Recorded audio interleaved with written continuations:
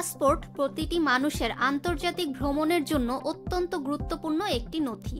এটি শুধু ভ্রমণের অনুমতি নয়, বরং পরিচয় এবং নিরাপত্তার একটি প্রমাণপত্র হিসেবেও কাজ করে। যে কেউ নিজের দেশ থেকে অন্য দেশে প্রবেশ বা প্রস্থানের সময় এই নথি প্রদর্শন করতে বাধ্য। পাসপোর্ট ছাড়া ভ্রমণ কল্পনা করা বেশিরভাগ মানুষের জন্য প্রায় অসম্ভব, কিন্তু বিশ্বের এমন কয়েকজন ব্যক্তিও আছেন যারা পাসপোর্ট ছাড়াই আন্তর্জাতিক ভ্রমণের অধিকার ভোগ করেন। তাদের বিশেষ মর্যাদা এবং দায়িত্বের কারণেই এই ব্যতিক্রমটি সম্ভব হয়েছে। বিশ্বে এমন 3 জন ব্যক্তি আছেন যারা পাসপোর্ট ছাড়াই ভ্রমণ করতে পারেন।